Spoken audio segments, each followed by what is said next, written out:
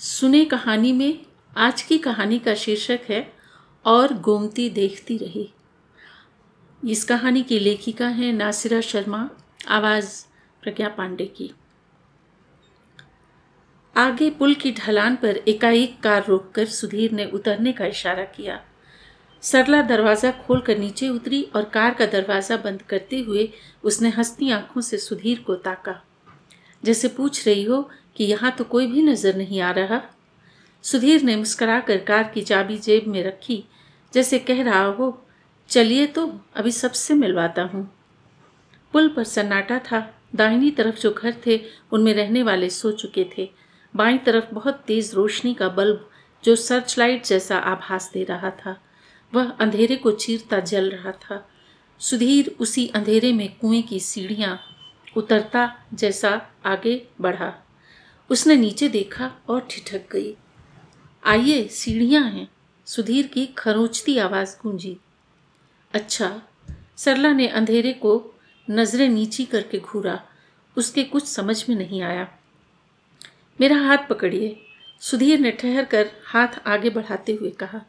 सरला ने न चाहते हुए भी उसका हाथ पकड़ा और सावधानी से सीढ़ियाँ उतरने लगी। बरसात का महीना था।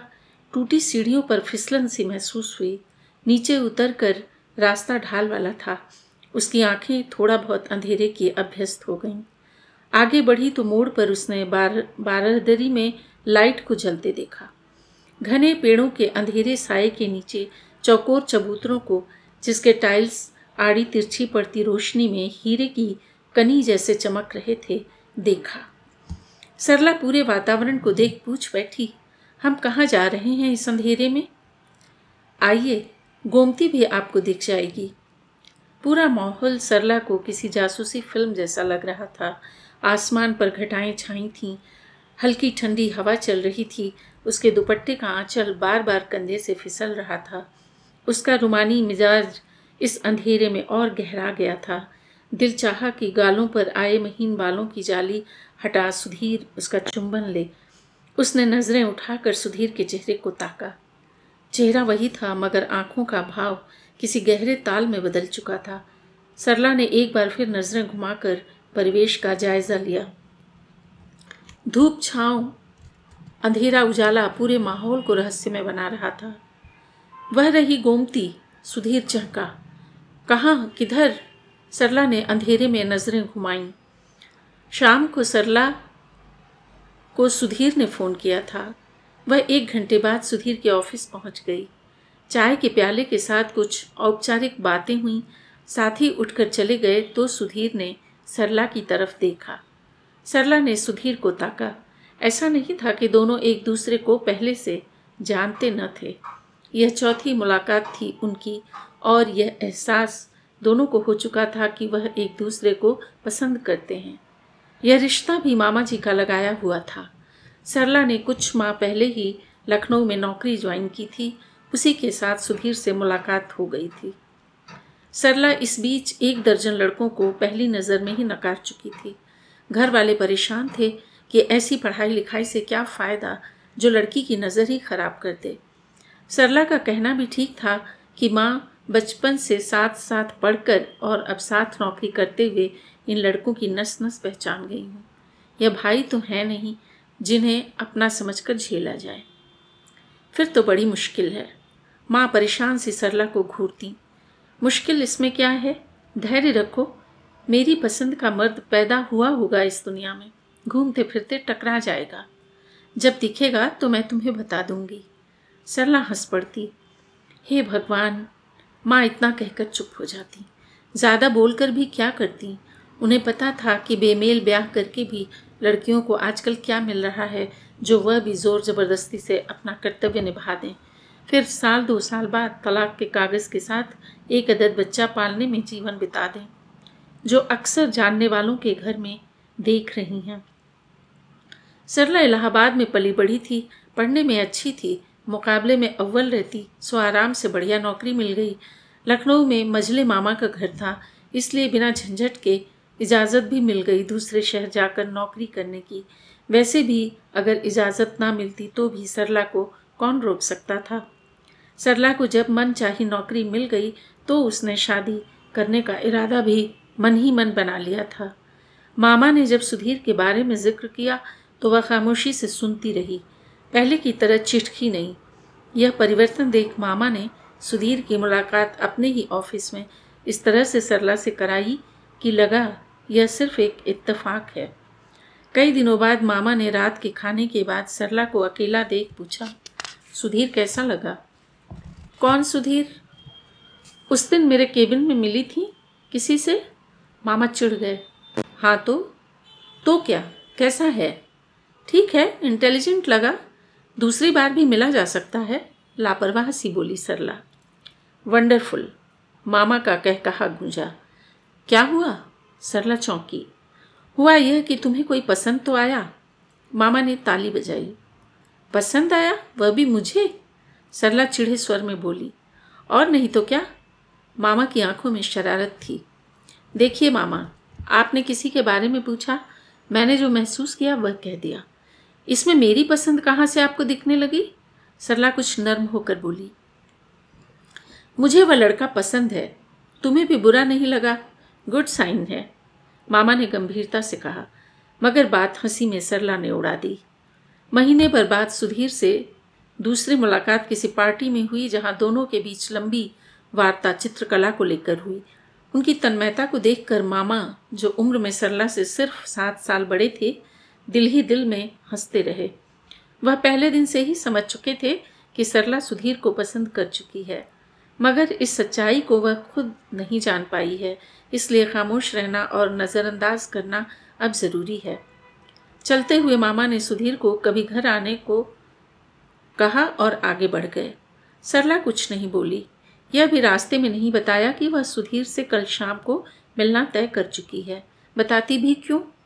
आखिर पूरी जिंदगी जो भी उसने अभी तक गुजारी थी, उसमें इस तरह की मुलाकातें, बातें कोई नई बात तो थी नहीं। सो लाल बारहदरी में लगी पेंटिंग्स की नुमाइश देखना भी कौन सी ऐसी अहम सूचना थी जिसका जिक्र मजले मामा से किया जाना ज़रूरी था? इस तरह से सुधीर सरला की छोटी छोटी मुलाकातों का सिलसिला चल पड़ा था। सरला उन लड़कियों में से थी जिसको घर बसाना पसंद था, मगर मुनासिब तरीके से, ताकि संबंध को संभाला जा सके। ठीक रेल की 2 पटरियों की तरह जो दूरी के बावजूद समानांतर रहकर रेलगाड़ियों को मंजिल तक पहुंचाती हैं।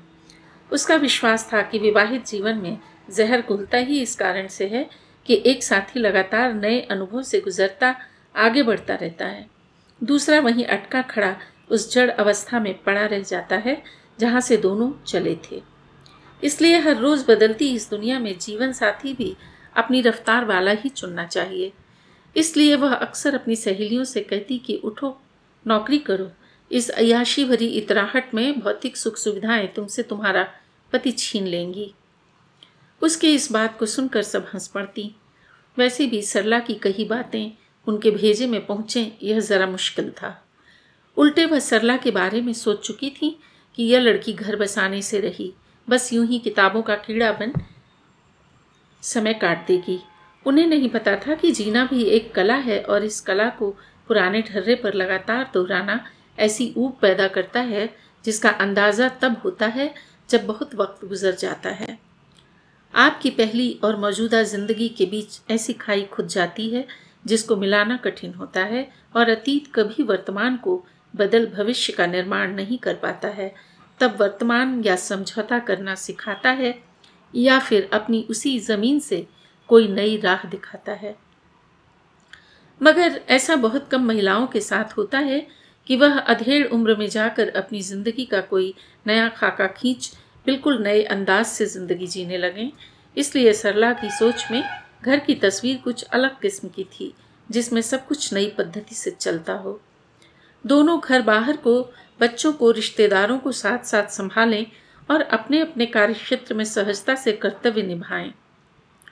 सरला को सुधीर ऐसा व्यक्तित्व लगा जो अपने अलावा भी दूसरों को बढ़ता देख सकता है।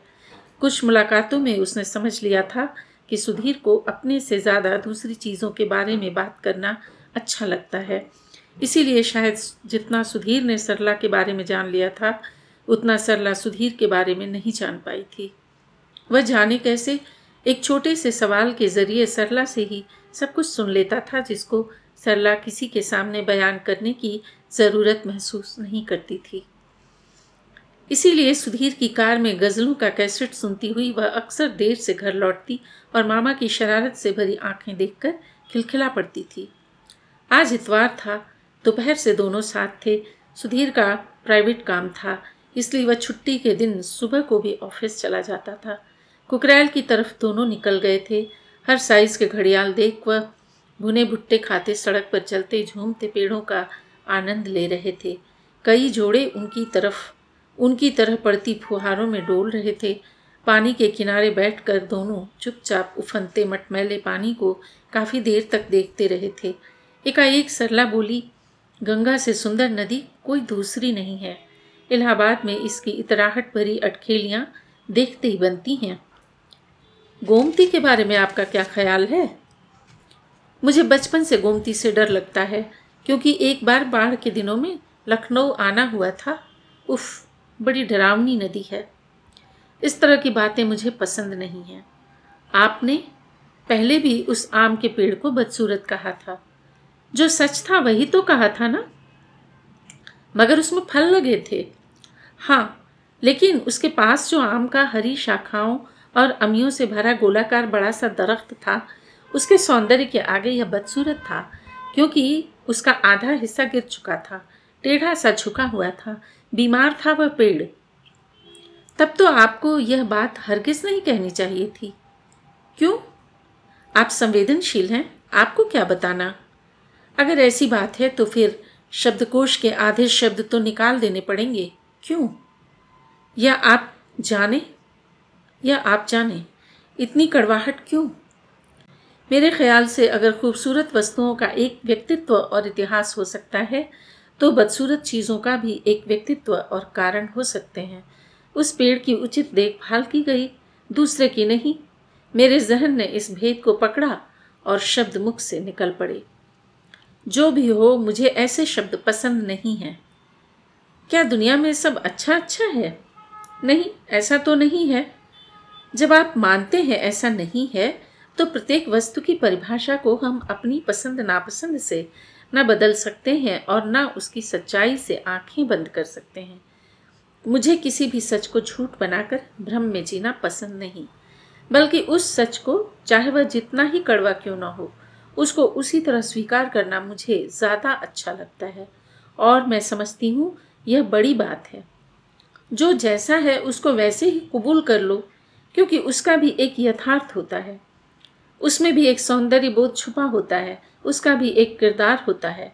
उसको नकारना या झुठलाना दरअसल उसका अपमान करना है। यानी कि चित भी मेरी, पट भी मेरी।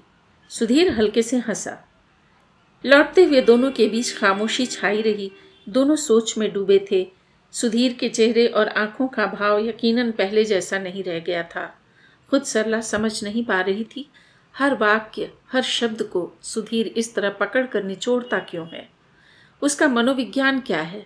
भाषा जड़ नहीं होती, न शब्द मुर्दा, बल्कि उसके अंदर समय अपनी सारी थरथराहट के कारण धड़कता है कि कब और कहाँ, कैसे और किसने उसका प्रयोग किया। फिर इस तरह शब्द को अपने विचार के अधीन बना उसको जड़ बना देने का अर्थ है सोच की राह में रुकावटें ही रुकावटें। क्या इरादे हैं? सुधीर ने कार में बैठते हुए पूछा। नेक। सरला हंस पड़ी। उसको यह मर्द पसंद था जो बदसूरत जरूर था, मगर कहीं पर बेहद खूबसूरत था। खूबसूरती का यह रिफ्लेक्शन ही उसने सुधीर के व्यक्तित्व से निकाला था। उसकी पसंद के मर्द उसको अक्सर थोड़ी देर बाद बदसूरत लगते थे। यह बातें वह कह नहीं सकती थी कि हर इंसान के पास खूबसूरती को नापने का अपना एक पैमाना होता है और वह सामने दिखने वाली चीज़ में कौन से कोण से खूबसूरती को पकड़ लेता है। तभी शायद मुहावरा मशहूर है कि लैला को मजनू की नज़र से देखो। वह सोचते सोचते हंस पड़ी। सुधीर ने चौंक कर देखा। क्या हुआ? कुछ नहीं। गाड़ी किधर मोड़ूं? गोमती देखनी है। अभी देखी नहीं? सुधीर जोर से हंसा। रोज देखती हूँ, मगर आज आपकी नज़र से देखना चाहती हूँ। है ऐसा कोई किनारा जहाँ बैठकर पानी को छुआ जा सके? क्यों नहीं, चलिए फिर। मैं अक्सर जाता हूँ वहाँ। आज छुट्टी की वजह से बहुत भीड़ होगी। बिल्कुल, वहाँ हर रोज़ भीड़ होती है। बहुत लोगों से आपको मिलवाऊंगा। तो फिर ऐसा करते हैं कि खाना पैक करवा लेते हैं, वहीं किनारे पर बैठकर खाएंगे। बिल्कुल, सुधीर चहका। कार घने पेड़ों के बीच से होती शहर के भीड़भाड़ वाले इलाके की तरफ मुड़ गई। शाम गहरी हो गई थी। नीले सुरमई आसमान पर पीली नारंगी बत्तियां बहुत सुंदर लग रही थीं। कार सुधीर के ऑफिस के सामने जाकर रुक गई। यहाँ क्यों? आइए, थोड़ा आज आप मुझे जानिए। उसके स्वर में गहरी लगावट थी। दोनों सीढ़ियां चढ़कर ऊपर पहुंचे। ऑफिस का दरवाज़ा खोल पहले सुधीर अंदर गया और बत्ती जलाई। सरला बीच के शीशे से दरवाजे से गुजरकर अंदर सोफे पर बैठ गई। सुधीर ने गिलास मेज पर रखा। सामने अलमारी खोलते हुए बोला, अगर आपको ऐतराज़ ना हो तो। मैं? इतना कहकर उसने पीटर स्कॉच की बोतल मेज पर रखी। 8 बजे के बाद मेरा यही शगल है। आप आज़ाद हैं मुझे पूरी तरह नकारने में। चाहे तो उठकर जा सकती हैं। सरला ने उसको ध्यान से देखा। कोई दरवाज़ा उसको खुलता नजर आया। वह धीरे से मुस्कुराई।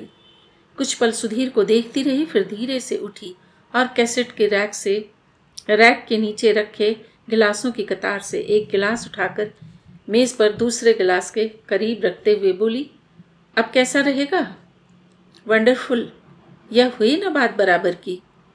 पापा आर्मी में हैं, इसलिए अक्सर बड़ी पार्टियों में यह सब देखने की बचपन से आदत है, और चखने की सिर्फ एक बार। लेकिन जनाब, पैक बराबर का बनेगा? बिल्कुल। सरला ने सुधीर के लहजे की नकल उतारी। कमरे में मिला जुला कहकहा उभरा। सोडे पानी बर्फ की मिलावट के साथ 2 गिलास सुनहरी रंगत में डूब गए। दोनों ने अजीब तरह का आकर्षण एक दूसरे के लिए महसूस किया। चीयर्स के साथ 2 घूंट भरे गए। कोने में रखे स्टीरियो सेट से गज़ल की मध्यम लहरी कमरे में बल खा गई। सुधीर ने सिगरेट का पैकेट खोलकर उसकी तरफ बढ़ाया। सिर के इशारे से पूछा। सरला हंस पड़ी। उसने कभी यह तजुर्बा नहीं किया था। उसने मुस्कुराकर सुधीर की आंखों में झांका।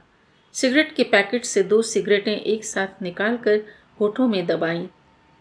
सुधीर की आंखों में कुछ तेजी से चमका। उसने लाइटर जलाया। शोले के साथ 2 अंगारे हल्के से कश के साथ दिखे। सुधीर ने सिगरेट ली और होठों में लगाकर लंबा कश खींचा। सरला को धुएं ने हल्की खांसी जैसा अनुभव दिया। सुधीर की आंखों में भाव नाचा, जैसे कह रहा हो, अभी इस मामले में नई हो। दोनों घूंट भर रहे थे, गज़ल सुन रहे थे। सुरूर की कैफियत के बावजूद दोनों के दिमाग जाग रहे थे। एक साथ जलाए सिगरेट साथ साथ राख हुई। बल खाए धुएं की लहरों में गज़ल के सुर बल खाते हुए खामोश हुए और गिलास में भरे कतरे खाली हो गए। दोनों ने एक दूसरे की तरफ देखा। सरला को सामने बैठा सुधीर बड़ा मैनली लगा और सुधीर को पास बैठी सरला बेहद खूबसूरत लगी। औरतपन की सारी लावण्यता के साथ एक साथी का एहसास उसमें भरपूर लगा। वह भरा भरा सा मुस्कुराते हुए बोला, एक और या चला जाए? चला जाए गोमती किनारे। कहती हुई सरला उठी। दोनों बाहर निकले। दुकानें बंद हो चुकी थीं, सड़कें खाली थीं। सुधीर कई सड़कों और गलियों से गुजरता हुआ एक रेस्तरां के सामने रुक गया। आप बैठें, मैं खाना पैक करा के लाता हूँ। कबाब और पराठा ठीक है? हाँ, लेकिन आपके जाने से पहले ज़रा मैं घर फ़ोन कर दूँ। ध्यान ही नहीं रहा, कहकर सुधीर ने सेलो पर नंबर मिलाकर फ़ोन सरला को दिया और खुद खाना पैक करवाने के लिए कार से उतरा। हेलो, मामी जी बोल रही हैं? मैं लेट आऊँगी खाना खाकर। जी, सुधीर के साथ हूँ, बाय।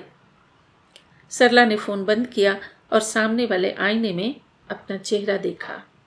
इधर उधर उड़े बालों को संभालते हुए उसने गज़ल की पंक्तियाँ गुनगुनाना शुरू कर दिया। पहले जाऊँ फिर जाने जाऊँ। कार सन्नाटी सड़क पर फिसल रही थी। पेड़, आसमान, बिजली के खंभे, इमारतें तेज़ी से पीछे छूटते और आगे मिलते जा रहे थे।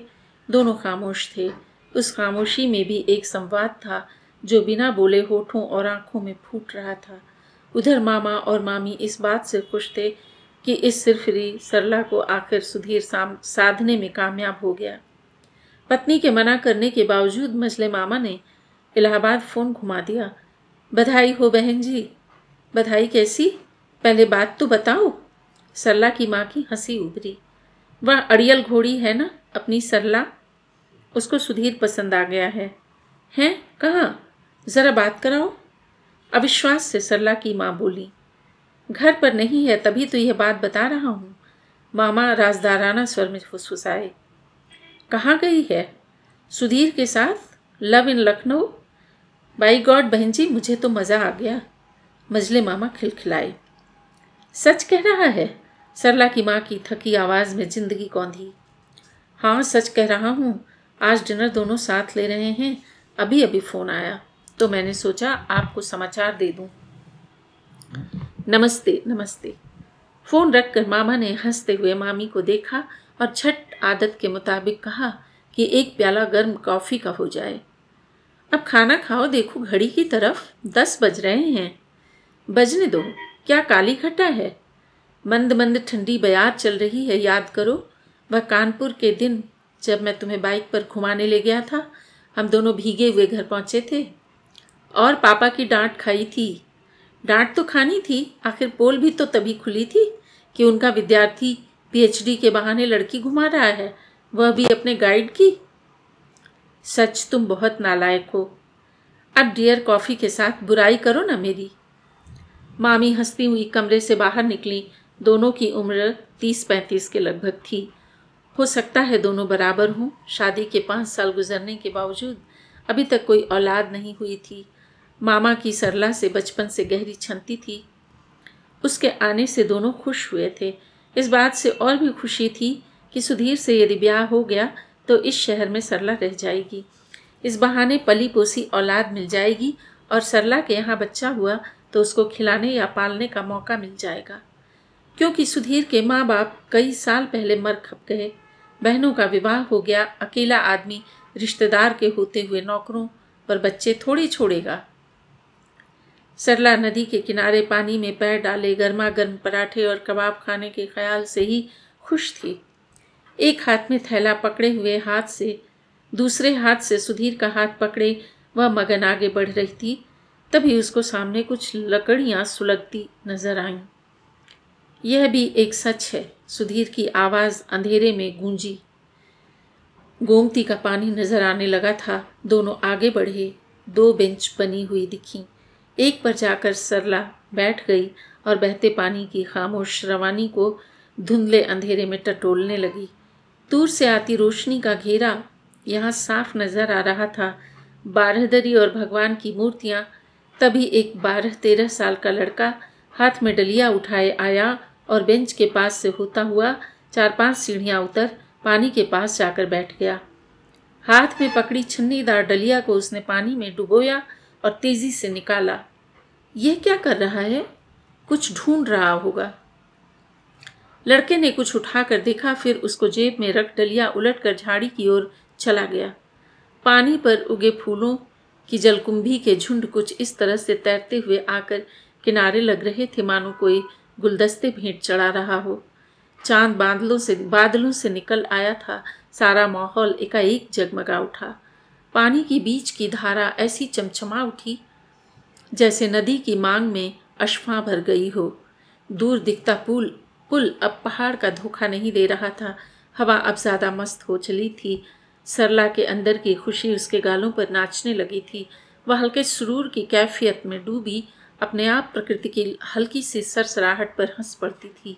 सुधीर ने उसकी तरफ देखा। क्यों, जगह अच्छी लगी? हाँ, मगर वे लोग कहाँ हैं जिनसे आप मिलवाने को कह रहे थे? हैं तो मिलिए, मैं तो हर हफ्ते यहाँ आता हूँ सबसे मिलने। जी? सरला चौंकी। उधर उस बड़े पेड़ के नीचे मेरे बाबूजी हैं। 2 साल पहले वह आए थे जी। आए थे? जी? हाँ, 10 साल पहले माँ यहाँ रहने आई थीं। उन दोनों से मिलने को जब दिल चाहता है मैं यहाँ आ जाता हूँ। जब तक दिल चाहता है बैठा रहता हूँ। मैं समझी नहीं। समझने का गुमान तो रखती हैं? जी, आप हर बात को सवाल के रूप में क्यों जानना चाहती हैं? शब्द का इस्तेमाल इतना ज़रूरी है क्या आपके लिए? नहीं। सरला ने चौंक कर सुधीर को देखा। चेहरा मुलायम था मगर आवाज़ में इतनी खरोंची क्यों? यह वह जगह है जहाँ बिना शब्द के जिंदगी धड़कती है, जहाँ बिना चेहरे वाली कायाएं हाथ में हाथ डाले रात भर डोलती हैं। आपको आपसे मिलवाने का और अपने बारे में सब कुछ बताने का इससे बेहतर मौका और कब मिलता। मैं यही हूँ। मेरा नाम सुधीर है। सुधीर।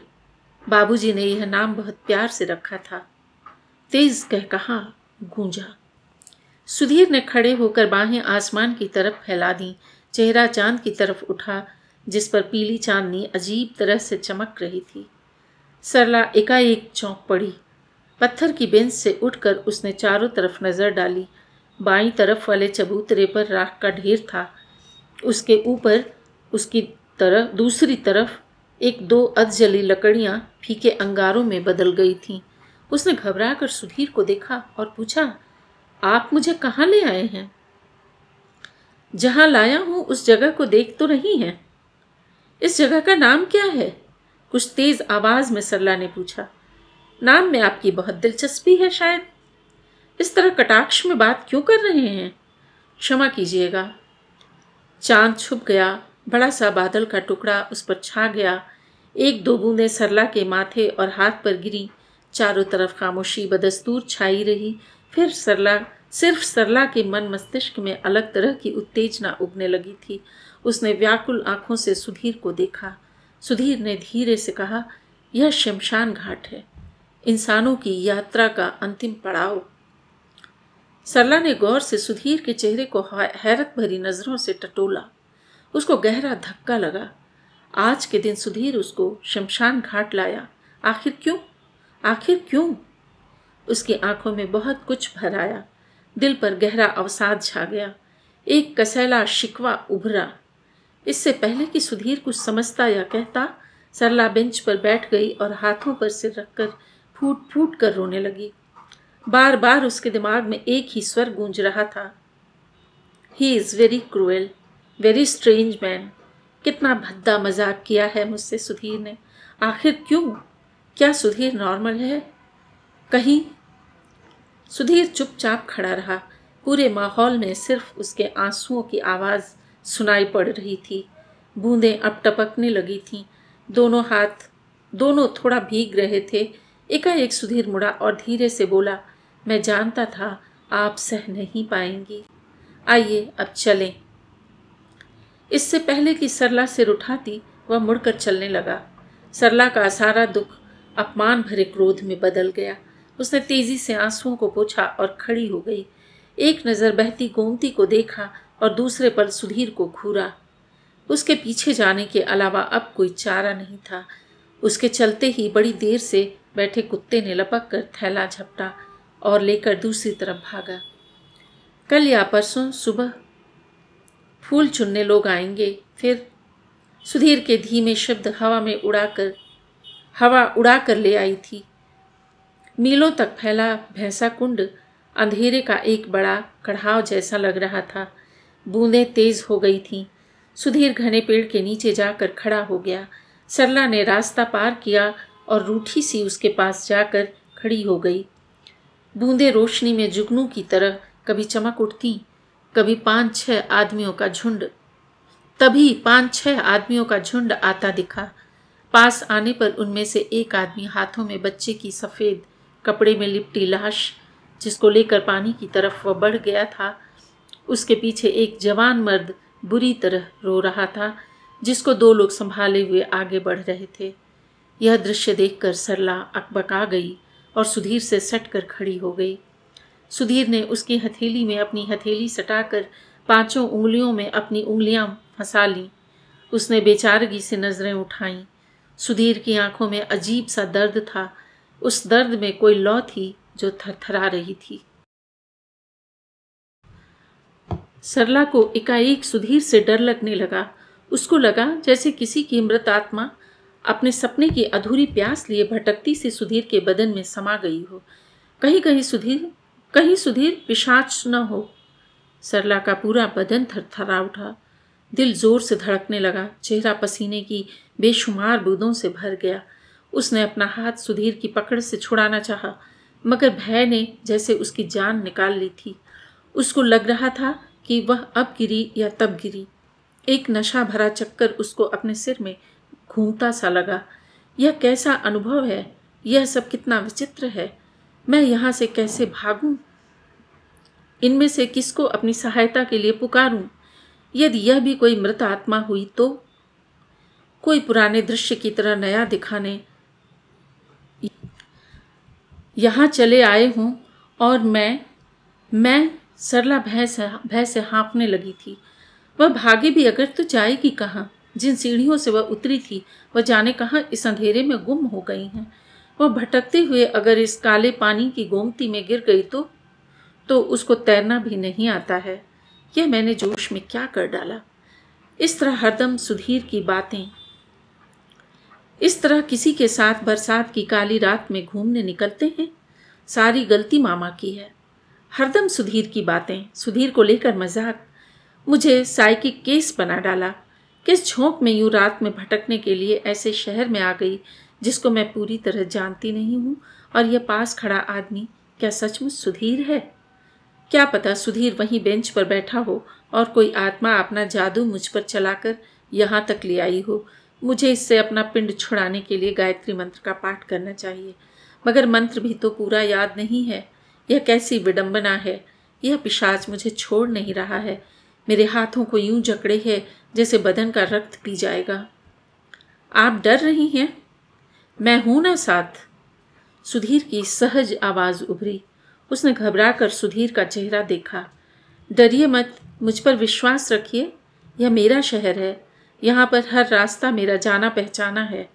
सुधीर हल्के से मुस्कराया। जी, कहना चाहकर भी सरला कुछ कह नहीं पाई। जबान तालू से चिपक कर रह गई। हलक में कांटे से चुभने लगे थे। यह कैसे जान गया कि मैं डर रही हूँ? आप पसीने से भीग गई हैं या बारिश से? उसने हाथ छोड़कर अपना रुमाल निकालने के लिए जेब में हाथ डाला। वह भागना चाहती थी, मगर पैर मन मन के भारी हो गए थे। दिल घबरा रहा था। उसने सामने देखा। लीजिए, चेहरा पोंछिए। घबराने की कोई बात नहीं है। मुझे तो कभी यहाँ घबराहट नहीं लगती। मुझे पता होता कि आप इतना घबरा जाएंगी तो मैं आपको कभी न लाता। पोंछ लीजिए अपना चेहरा, सुधीर ने नर्म स्वर में कहा। सरला को लगा कि उसके अवचेतन में पड़े सारे दृश्य एक एक करके लुप्त हो रहे हैं और वह अपने होश में आ रही है। उसको अपना अस्तित्व भी किसी भी विचित्र लगने लगा कि वह इस स्थिति में यहाँ यूं क्यों खड़ी हुई है। वातावरण उसको अपने वश में ले रहा है या सुधीर यहाँ उसको लाकर उसका इम्तहान ले रहा है, या फिर दोपहर में हुई उसकी बातों का जवाब व्यवहारिक रूप से दे रहा है। आपका दिमाग क्या हर समय काम करता रहता है? मैंने कहा न कि आराम से रहिए। यहाँ किसी बात का डर नहीं है। आखिर आपके साथ मैं भी तो खड़ा हूँ। मगर आपकी आंखों में अपने लिए अविश्वास और चेहरे पर भय देख रहा हूँ। सुधीर कुछ चिढ़े हुए स्वर में बोला। सरला ने रुमाल लिया और चेहरा पोंछा। उसका भय और उलझन काफी हद तक कम हो गई थी। सुधीर के मुस्कुराते चेहरे और प्रोत्साहन से भरे स्वर को सुनकर उसने भी मुस्कुराने की कोशिश की, मगर पूरी तरह अपने को नाकाम पाया। कांपते हाथों से उसने रुमाल वापस किया और कंधे से फिसलते दुपट्टे को गर्दन में घुमाकर डाला। लड़कियां चाहे जितनी भी बहादुर क्यों न हो, छोटी छोटी चीज़ों से डर जाती हैं। सुधीर ने उसी रुमाल से अपना चेहरा, गर्दन और हाथ पोंछते हुए कहा। सरला कुछ नहीं बोली। वह अब सचेत अवस्था में आ चुकी थी। सुधीर की कही बातों को एक धागे में पिरोने की कोशिश कर रही थी। उसको लग रहा था कि ऐसी जगह लाने से पहले इसका हल्का सा भी जिक्र सुधीर कर सकता था। उसको तो सपने में भी कभी कोई शमशान ले जाएगा इस बात का ख्याल नहीं आ सकता था। तभी वह आसपास के माहौल को सूंघ कर भी पूरी तरह समझ नहीं पा रही थी। सीढ़ियों के पास गेंदे के फूलों का जमाव और वह लड़का, वह एक बार फिर सिहर गई। कुछ और साए इधर उधर आते दिखे। उसने आंखें बंद कर लीं। उसकी हालत देखकर सुधीर को पछतावा हुआ। उसने सरला का झूलता हाथ अपने हाथों में पहले की तरह ले लिया। सरला को इस बार सुधीर के स्पर्श से जाने क्यों सहारा मिला। उसने आंख खोलकर सामने देखा, फिर मंद फीकी मुस्कान के साथ सुधीर की आंखों में ताका, जिनमें गहरा प्यार था। उसने कुछ शर्मिंदा होकर आंखें नीची कर लीं। उसका दिल जोर जोर से धड़कना बंद हो गया था। उसने सामने देखा, दूर से रोशनी का वह तेज फोकस किसी सूरज की तरह लग रहा था, जहाँ से छन कर रोशनी पेड़ों और पत्तों के बीच से होकर आ रही थी। उसको सहज होता देखकर सुधीर ने लंबी सांस लेकर अंधेरे में इधर उधर देखा, जैसे किसी को भीड़ में तलाश कर रहा हो। उसकी बेचैन आंखों का पीछा करती हुई सरला की आंखें भी अंधेरे में भटकने सी लगीं, जैसे गहरे काले पानी में डूबी कोई खोई चीज गिर जाने के बाद उसको ढूंढने में वह सहायक बन रही हो। वे लोग बच्चे की लाश लिए सामने से गुजर कर आगे बढ़ गए। पैरों की पदचाप थम गई, खामोशी फिर पसर गई। सुधीर ने अपने हाथ की पकड़ बढ़ा दी। सरला के कंधे और गर्दन में दर्द उभरने लगा। दिल चाहा कि सुधीर का दूसरा हाथ उसको थाम ले, इससे पहले कि वह अपना सिर सुधीर के कंधे या सीने पर रखती। पहले सुधीर का दूसरा हाथ आगे बढ़ा और उंगलियों से उसका चेहरा ऊपर उठाकर उसने अपने जलते होंठ उसके होठों पर रख दिए। दिल व दिमाग की नकारात्मक स्थिति के बावजूद रूठी सरला ने अपने दोनों हाथ सुधीर की पीठ पर बांध लिए और सुधीर ने दोनों हाथों में भरकर सरला की आंखें, माथे, कपोलों और गर्दन को चूमना शुरू कर दिया। गर्म सांसें अंधेरे में अलाव की तरह सुलग उठीं। सरला को सुधीर का चेहरा भीगा भीगा सा लगा। बारिश थम चुकी थी, माहौल में नमी थी, चांद बाहर झांकने लगा था। एकाएक सरला को लगा सुधीर की आंखों का गीलापन बढ़ रहा है। उसने आंखें टटोलीं ताकि शक दूर हो। सचमुच सुधीर की आंखों से गिरी शबनम थी। सरला की प्रश्न भरी आंखें सुधीर की आंखों से टकराईं और हल्के से सिर की जुम्बिश से सुधीर ने आंखें बंद कर लीं, जैसे कह रहा हो कुछ नहीं। दोनों एक दूसरे से सटे भैंसाकुंड शमशान घाट में इस तरह हाथ में हाथ डाले टहल रहे थे, जैसे शालीमार बाग में पर्यटक टहलते हों। उनके चेहरे पर ऐसा भाव था जैसे बेला अभी अभी खिला हो। आंखों में एहसास की ऐसी खुशबू थी जिससे अंधेरा भी महक उठा था। बारदरी के सारे खंभे और पेड़ के सारे जड़ तने उनकी कदमों की आवाज़ के पीछे चल रहे थे। हवा की लहर के साथ झूमती पत्तियों से टपकती पानी की बूंदें दोनों के बदन में सिहरन पैदा कर रही थीं। पाँव फटने वाली थी। उनकी मलगिजी रोशनी में टूटी फिसलन भरी सीढ़ियों को चढ़ते हुए दोनों के दिल एक ही ताल पर धड़क रहे थे। ऊपर पहुंचकर एक दूसरे से अलग होने से पहले सुधीर ने सरला के कान में धीरे से कहा, माँ बाबूजी से मिलवाने और कहाँ ले जाता, फिर तुम्हारा कहना भी कैसे टालता। उन्हें तुम बहुत पसंद आई हो। एक गर्म स्पर्श सरला को अपने पूरे वजूद को सहलाता महसूस हुआ। कार जब सड़क पर रेंगी तो सरला ने देखा भैंसाकुंड के भाल पर पुल के उस पार से नारंगी सूरज का गोला फीके नीले आसमान की चादर पर किसी सुहागिन के माथे की बिंदी की तरह उभर आया था।